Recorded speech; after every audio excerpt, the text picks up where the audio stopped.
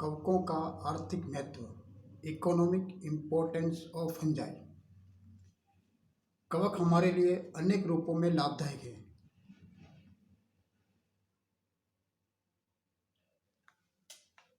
कवक हमारे लिए अनेक रूपों में लाभदायक है। इनसे हमें भोजन, औषधि व अनेक उपयोगी उत्पाद प्राप्त होते हैं। अनेक उद्योगों में कवकों की महत्वपूर्ण भूमिका है। इसके अतिरिक्त कवक प्राकृतिक अपमार्जक के रूप में कार्य करके हमारे वातावरण को स्वच्छ बनाने में भी सहायक होते हैं। कवकों का भोजन के रूप में उपयोग, मशरूम, मॉरेल्स के फ्रूटिफिकेशंस फलन पिंड खाए जाते हैं। इनमें अगेरिकस बाइस्पोरस, बोलिटस इडुलिस, क्लेवेशिया जाइजेंटिया, लेंटिनस इडोडेस, मोर्चेला, प्लूरोटस, बोल्वेरिएला आदि प्रमुख हैं। मोर्चेला स्कुलेंटा को पंजाब व कश्मीर में उगाया जाता है। विभिन्न प्रकार के मशरूमों में प्रोटीन की मात्रा 21 से 30% तक होती है।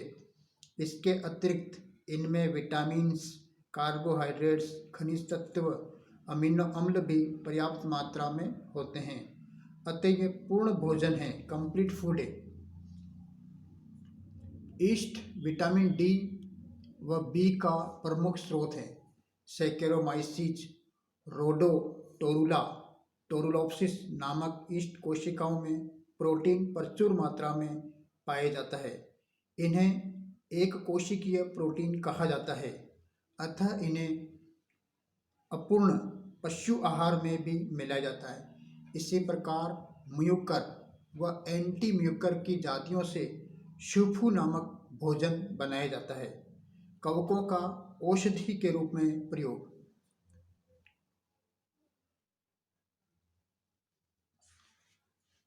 कवकों से अनेक प्रकार की औषधियाँ प्राप्त की जाती है। इनमें से कुछ का उल्लेख नीचे किया गया है। अर्गट, इसे क्लेविसेप्स परप्यूरिया से तैयार किया जाता है। इसमें अनेक प्रकार के एल्केलॉइड्स होते हैं जिनका उपयोग गर्भाशय के कॉन्ट्रैक्शन द्वारा गर्भपात कराने, रजोधर्म, मेंस्ट्रुएशन की अनियमितताओं के उपचार तथा रक्तस्राव अवरोधक के रूप में किया जाता है। परंतु अर्गट की अत्यधिक मात्रा से गैंग्रीन नामक रोग होने की संभावना बढ़ जाती है, जिसके कारण कभी कभी हाथ अथवा पांव भी काटने पड़ जाते हैं। एफिड्रिन, इसे ईस्ट के किण्वन द्वारा तैयार किया जाता है। इसका उपयोग अस्थमा तथा नाक के रोगों के उपचार में किया जाता है। स्टेरॉइड एक प्रकार का जटिल कार्बनिक यौगिक हैं जो एलर्जी, त्वचा, गठिया आदि रोगों में प्रभावकारी होते हैं। इनका उपयोग एंटी फर्टिलिटी एजेंट के रूप में भी किया जाता है। वास्तव में स्टेरॉइड एड्रिनल व जनन ग्रंथियों द्वारा स्रावित हार्मोन अथवा इनसे व्युत्पन्न पदार्थ हैं, अतः इन्हें जीवधारियों से प्राप्त करना कठिन है। परंतु अनेक कवकों में स्टेरॉइड संश्लेषण की क्षमता पाई जाती है। जैसे उदाहरण के लिए कोर्टिसोन को प्राप्त करने के लिए राइजोपस निग्रिकेंस व एस्परजिलस नाइगर द्वारा किण्वन करा के प्राप्त किया जाता है। विटामिन, सैकेरोमाइसिस सेरेवेसी, यह विटामिन बी का अच्छा स्रोत है। विटामिन अतिरिक्त या सहायक सूक्ष्म पोषक तत्व हैं जो जीवधारियों की समुचित वृद्धि के लिए आवश्यक हैं।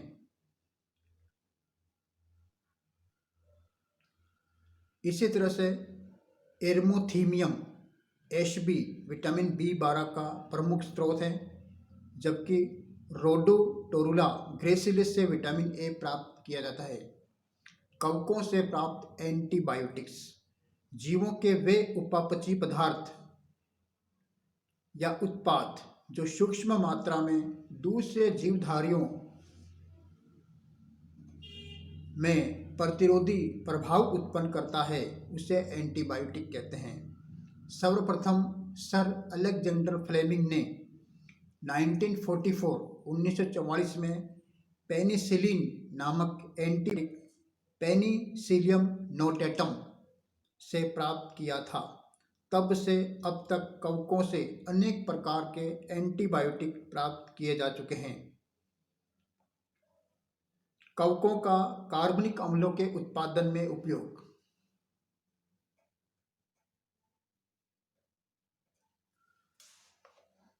कुछ कवकों का उपयोग कार्बनिक अम्लों के वाणिज्यिक उत्पादन में किया जाता है। इनमें सिट्रिक अम्ल। सिट्रिक अम्ल कुछ वर्ष पूर्व तक सिट्रिक अम्ल को नींबू के फलों से ही प्राप्त किया जाता था, परंतु यह एक बहुत ही महंगी विधि थी। अतः अब यह अम्ल सुक्रोज व मोलेसेज का पेनिसिलियम तथा एस्परजिलस द्वारा किण्वन कराकर तैयार किया जाता है। इटेकोनिक एसिड, यह शर्करा का एस्परजिलस इटेकोनियम द्वारा किण्वन से तैयार किया जाता है। ग्लूकोनिक अम्ल। ग्लूकोनिक अम्ल, इसे भी शर्करा का पेनिसिलियम की जातियों द्वारा किण्वन कराकर प्राप्त किया जाता है। कोजिक अम्ल, इसे शर्करा का एस्परजिलस ओराइजी द्वारा किण्वन कराकर प्राप्त किया जाता है। फ्यूमेरिक अम्ल, इसे शर्करा का राइजोपस स्टोलोनिफर द्वारा किण्वन कराकर प्राप्त किया जाता है। कवकों का इंडस्ट्री में उपयोग, उद्योगों में इसका उपयोग। पहला इसका उपयोग है मद्य निर्माण में। एस्परजिलस ओराइजी तथा सैकेरोमाइसिस सेरेविसी का उपयोग वाइन तथा बियर उत्पादन में किया जाता है। यह विधि जापान व अनेक यूरोपीय देशों में बहुत ही प्रचलित विधि है। सैकेरोमाइसिस सेरेविसी का उपयोग बियर के उत्पादन में किया जाता है। बेकरी उद्योग में सैकेरोमाइसिस सेरेविसी द्वारा कार्बोहाइड्रेट्स के किण्वन से कार्बन डाइऑक्साइड तथा एल्कोहल प्राप्त होते हैं। इस क्रिया में निकलने वाली कार्बन डाइऑक्साइड बेकरी उत्पादों जैसे डबल रोटी, केक आदि को फुलाने व हल्का बनाने में सहायक होती है। इसी प्रकार कवकों का पनीर उद्योग में भी खूब प्रयोग किया जा रहा है। पेनिसिलियम की कुछ जातियां जैसे पेनिसिलियम कैमेम्बर्टाइल, पेनिसिलियम रोक्यूफोर्टी का उपयोग पेनिसिलियम कैमेम्बर्टिल तथा पेनिसिलियम रोक्यूफोर्टी का उपयोग पनीर की स्वादिष्ट किस्मों जैसे कैमेम्बर्ट व रॉकफोर्ट के परिपक्वन में किया जाता है। ये कवक पनीर में विशेष फ्लेवर उत्पन्न करने का कार्य करते हैं। कवकों का एंजाइमों के रूप में प्रयोग। कवकों में अनेक इंट्रा तथा एक्स्ट्रा सेल्यूलर एंजाइम पाए जाते हैं। निम्न एंजाइम कवकों से वाणिज्यिक मात्रा में प्राप्त किए जाते हैं। इनमें पहला एंजाइम है इनवर्टेज। यह एंजाइम सैकेरोमाइसिस सेरेविसी से प्राप्त किया जाता है। यह शर्करा का जलीय अपघटन करके ग्लूकोज तथा फ्रुक्टोज बनाता है। इसका उपयोग मिष्ठानशाला तथा कागज उद्योग में किया जाता है। दूसरा एंजाइम है एमाइलेज एंजाइम। एमाइलेज एंजाइम, यह एंजाइम एस्परजिलस की एक जाति है ओराइजी, एस्परजिलस ओराइजी तथा एस्परजिलस नाइजर से प्राप्त किया जाता है। इसका उपयोग एल्कोहल उद्योग, डेक्स्ट्रिनाइज्ड स्टार्च के निर्माण तथा वायु विकार में किया जाता है। इसी प्रकार एक एंजाइम है जाइमेज एंजाइम। यह जाइमेज एंजाइम ईस्ट की जातियों से प्राप्त होता है। इसके द्वारा कार्बोहाइड्रेट्स का किण्वन कराकर एथिल अल्कोहल प्राप्त किया जाता है। Cellulase enzyme. Cellulase enzyme Trichoderma reesei नामक कवक का उपयोग सेल्यूलेज नामक एंजाइम के निर्माण में किया जाता है। इस एंजाइम का उपयोग पनीर उद्योग में तथा सेल्यूलोज के जलीय अपघटन में किया जाता है। इसके अतिरिक्त कवकों का उपयोग लाइपेज, पेक्टिनेज, ग्लूकोज ऑक्सीडेज आदि एंजाइम प्राप्त करने के लिए भी किया जाता है। कवकों का कृषि में उपयोग। कवक कृषि में भी अनेक रूप से महत्वपूर्ण हैं। इनमें से कुछ का वर्णन नीचे बताया जा रहा है। पहला उपयोग है अपमार्जक के रूप में, एज स्कैवेंजर्स। वातावरण में कार्बन डाइऑक्साइड की पूर्ति मृत जीव एवं पादप अंगों के अपघटन से होती है। यह अपघटन कवक एवं जीवाणुओं द्वारा किया जाता है। यदि यह अपमार्जक प्रकृति में न होते तो पृथ्वी पर सभी मृत जीव व पौधों के ढेर इकट्ठे हो जाते हैं। अम्लीय मिट्टी में बैक्टीरिया की सक्रियता बहुत धीमी होती है, अतः ऐसी परिस्थितियों में अपमार्जक का कार्य मृतोपजीवी कवकों अर्थात सेप्रोफिटिक कवकों द्वारा ही किया जाता है। इनके द्वारा सिक्रीट एंजाइम जटिल कार्बनिक पदार्थों को उनके इनऑर्गेनिक अवयवों में तोड़कर मिट्टी की उर्वरता अर्थात फर्टिलिटी को बढ़ाते हैं। दूसरा उपयोग है जैव नियंत्रण में, इन बायोलॉजिकल कंट्रोल। अनेक कवक पौधों में होने वाले रोगों तथा उनके कारकों पर प्रतिरोधी प्रभाव डालते हैं, अतः रोगों के जैव नियंत्रण के रूप में इनकी महत्वपूर्ण भूमिका है। इनमें ट्राइकोडर्मा लिग्नोरम नामक कवक मूल विगलन रोग करने वाले कवक पीथियम की वृद्धि को रोकता है। राइजोक्टोनिया सोलेनाई नामक कवक की वृद्धि को पेनिसिलियम वर्मिकुलेटम व राइजोक्टोनिया ओराइजी से रोका जा सकता है। इसके अतिरिक्त अनेक कवक सोइल बोर्न ऑर्गेनिजम्स जैसे अमीबा, निमेटोड्स आदि रोगाणुओं के नियंत्रण में भी सहायक होते हैं। तीसरा कृषि में उपयोग है कवक मूल के रूप में उपयोग, इम्पोर्टेंस एज माइकोराइजा। कवक जाल तथा उच्च वर्ग के पौधों की जड़ों के बीच पारस्परिक संबंध को कवक मूल कहते हैं। राइजोक्टोनिया, फोमा, ट्राइकोलोमा, बोलिटस, स्क्लेरोडर्मा आदि कवक विभिन्न पौधों में कवक मूल का निर्माण करते हैं। कवक मूल संतुलित परजीविता प्रदर्शित करता है। इसमें कवक तंतु पौधों की जड़ों से अपना भोजन प्राप्त करते हैं और ये पौधे के खनिज तत्वों के अवशोषण के प्रमुख अंग के रूप में कार्य करते हैं।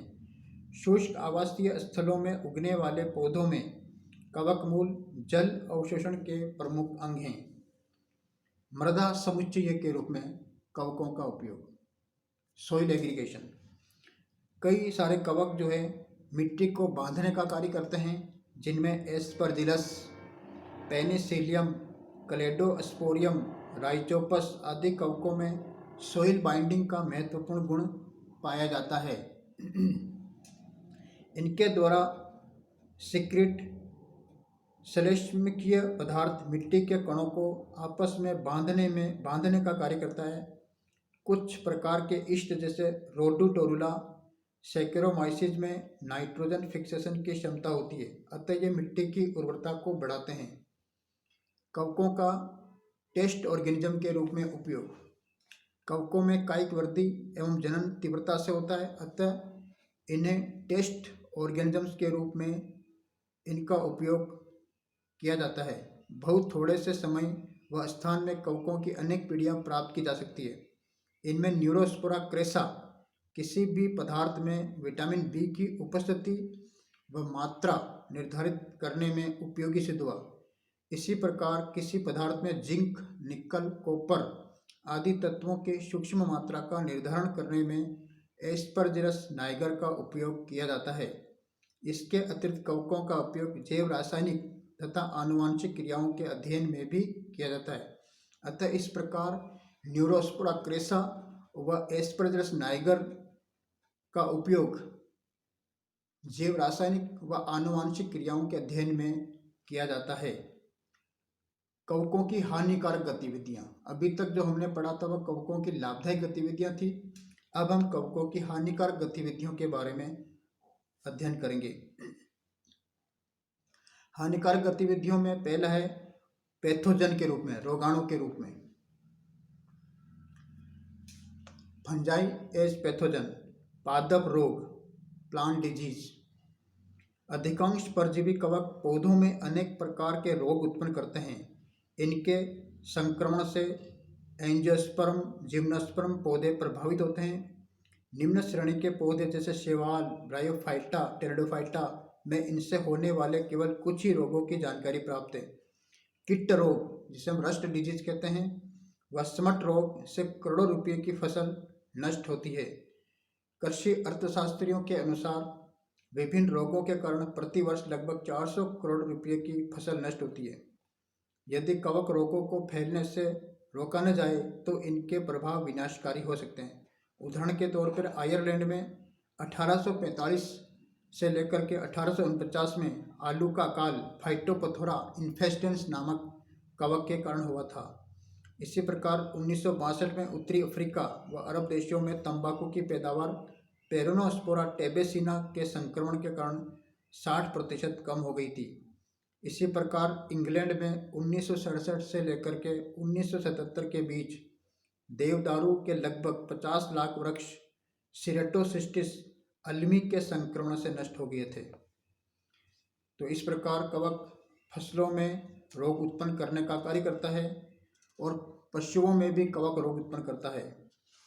इसी प्रकार कवक मनुष्यों में भी रोग उत्पन्न करता है, जिनके नाम हैं एथलीट फुट, रिंग वर्म आदि। त्वचा व श्वसन नली, फेफड़े संबंधित रोग होते हैं। एस्परजिलस नाइगर के द्वारा एस्परजिलोसिस नामक रोग मनुष्य में उत्पन्न होते हैं। इसी प्रकार म्यूकर से नाड़ी तंत्र का रोग उत्पन्न होता है। ट्राइकोफाइटोन से स्पोरोट्राइकोसिस नामक रोग उत्पन्न होता है। खाद्य पदार्थों का विनाश, कवक खाद्य पदार्थों का विनाश का कार्य भी करते हैं। म्यूकर, इनमें Mucor, Rhizopus, Aspergillus, Penicillium, east आदि अनेक कवक खाद्य पदार्थों को नष्ट कर देते हैं।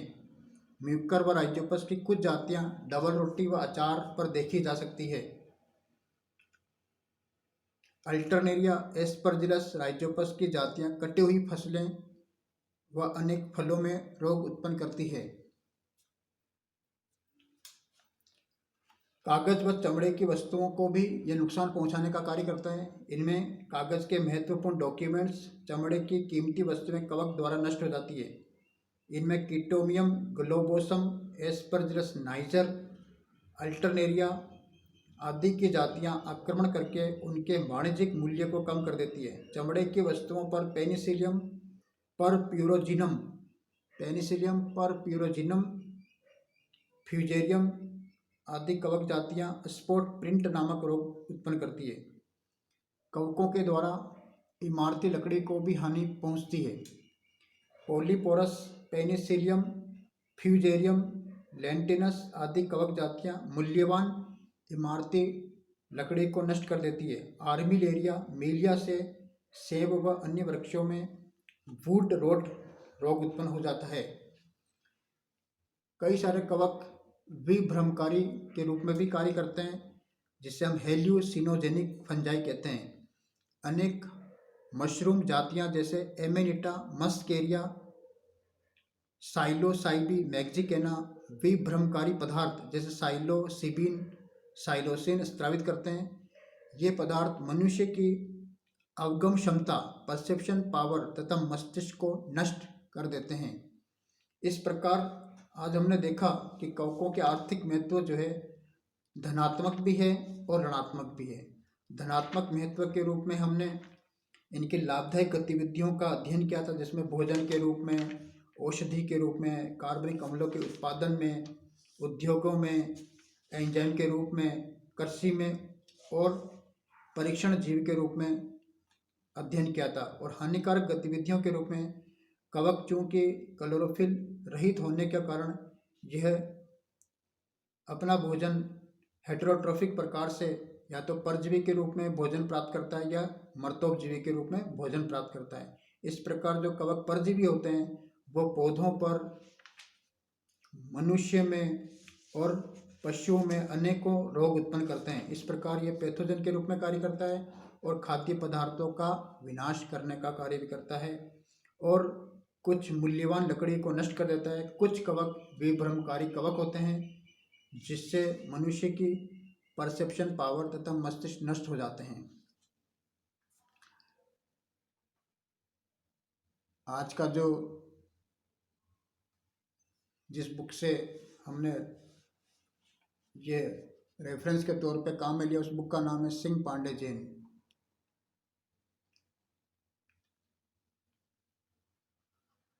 Thank you.